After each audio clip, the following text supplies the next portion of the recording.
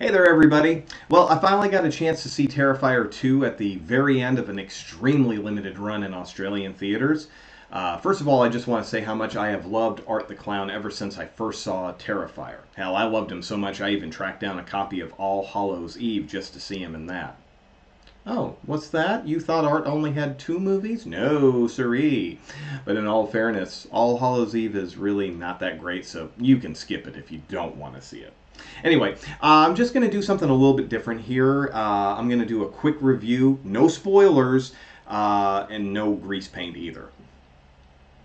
Overall, I had a lot of fun with this one, but I absolutely do not believe this movie couldn't have been cut down to 2 hours or less.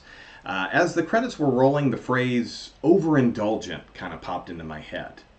But I don't think that that's accurate or even fair, really. I think that was just my knee-jerk reaction to what I had just seen.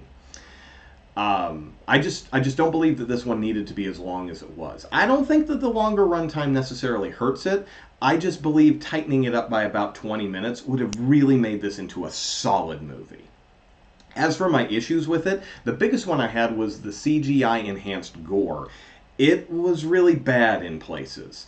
Now, a lot of the messy deets, they were practical, and I always appreciate practical special effects.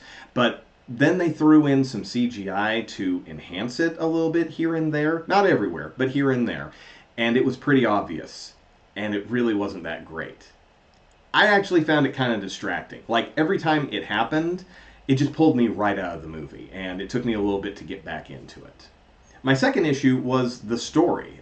Now, I'm not going to sit here and say that I want every detail spoon-fed to me so that I don't have to use my imagination at all, but there were definitely some threads that felt unfinished.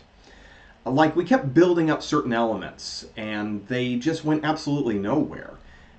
Like, they didn't even feel like a red herring, you know? Like, they just were put into the movie, and then it just didn't mean anything.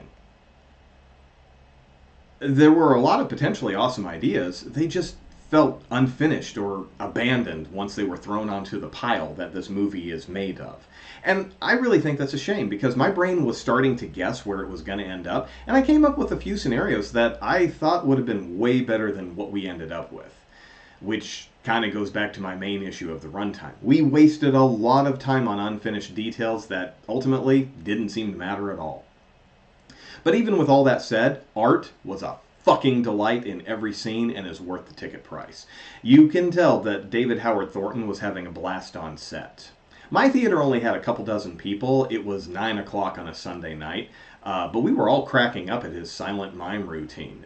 Not like having us in stitches or on the floor laughing, but definitely that was pretty funny sort of things, and it just kept happening. Every time he was on screen, he commanded your attention. We're there to see Art, and Art delivers. And all those headlines about the fainting and puking theater attendees, that one's a mixed bag for me. On one hand, I'm thankful for them because I really feel the publicity surrounding this one is why I was given the chance to see it in theaters at all here in Australia. I just kept waiting and waiting and waiting, and no theaters were carrying it. And then finally, I started seeing very limited showings start popping up in the greater Sydney area. However, on the other hand, it felt gimmicky and disingenuous. And now, don't get me wrong, the gore is pretty fucking awesome and gratuitous when it does come in. But I just gotta say, if this movie made you throw up or pass out, maybe you should just stick to the PG-13 horror, or maybe just don't jump into the deep end of the gore pool before learning how to doggy paddle. If you're used to things like The Conjuring, you can't just go right into Terrifier. Now, I'm not going to give this review a score. I'm just going to say that I definitely recommend seeing this one. However, I'm currently of the opinion that the first movie was better. Controversy, huh? I actually loved the first movie for its simplicity. The two girls are heading home from a party, and they get put through the meat grinder with other innocent folks because they were in the wrong place at the wrong time. Sometimes I don't need anything more than that. It's kind of like porn. I'm here to see people fuck, and I don't need 500 pages explaining why these people are fucking. It can be as simple as lonely housewife gets gooey for the 14-inch pool boy.